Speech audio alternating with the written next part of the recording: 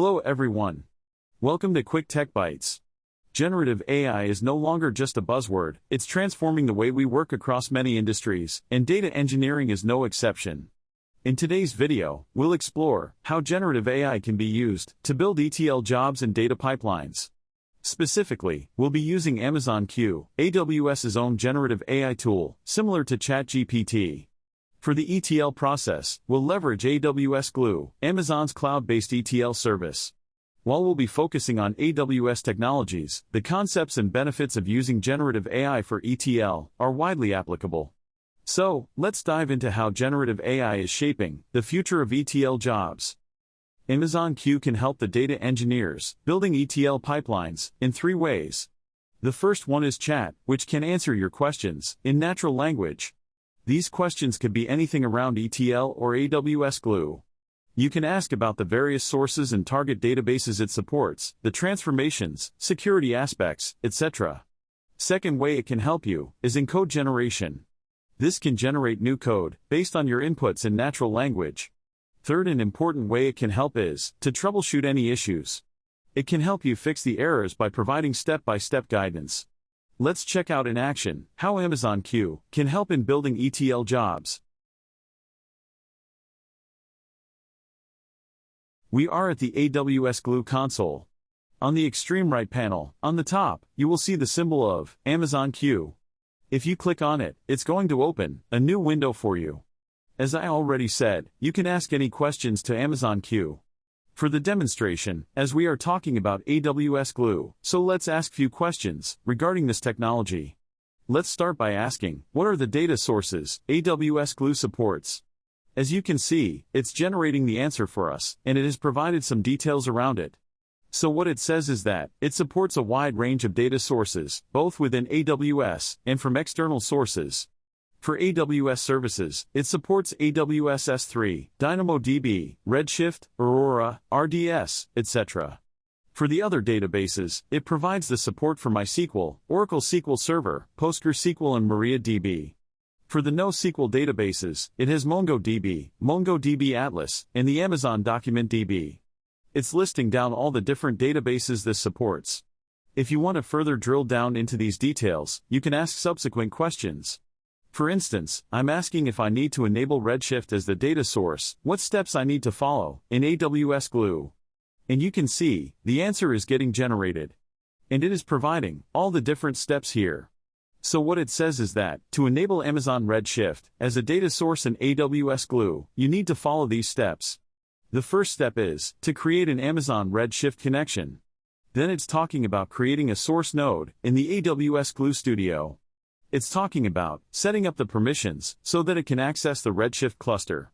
It's talking about configuring the data catalog, which is also optional, but it's the recommended practice to enable any data source. And then it's telling you to create and run the ETL job. And then the last step is to monitor and optimize. So, this is quite an elaborative, step-by-step explanation of what you need to do if you need to enable Redshift. Similarly, you can check details about other features of AWS Glue using Amazon Q.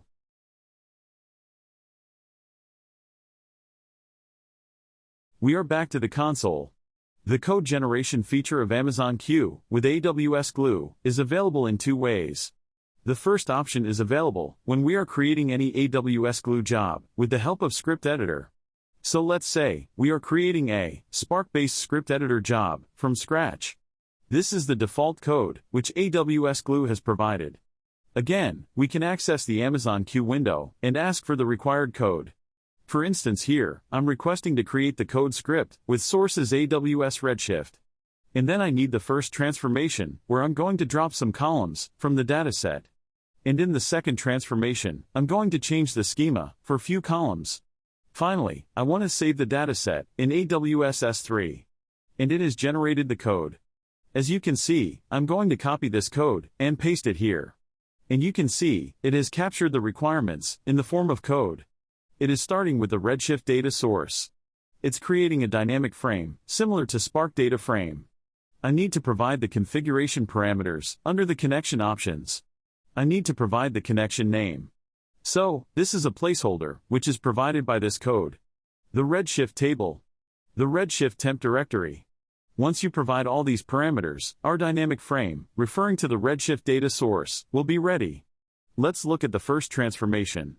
So it's naming it as drop fields transform. You can see, it's applying the drop fields transform here. We just need to provide the paths of the specific fields. And it can automatically implement the code for us. Let's see the second transform. In this, it is using the apply mapping transform. And you can see, it has the placeholder, where I can provide the mapping, of from column, from type, to the new column, and new type. Once the transformations are done, it is creating a dynamic frame, which is of the type write dynamic frame, to save the data set, into S3. Here the connection type is S3. The format, it's keeping it as JSON, and then the connection options, if any further details need to be provided here. In my opinion, it has done more than 50% of the work, for our expected ETL job on AWS Glue. You can always customize this and extend it, in any other form. In fact, you can ask Amazon Q also to customize this code, based on more specific information you provide. For instance, you can say that OK.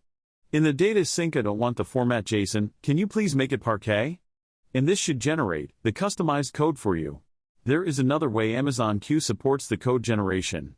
For that, let me go to the Glue Studio Notebooks, and I am going to create an ETL job, using the Interactive Code Notebook. I want to start fresh. Let's choose the IAM role, which can access our data sources. I'm going with the default role. And let's click on the Create Notebook.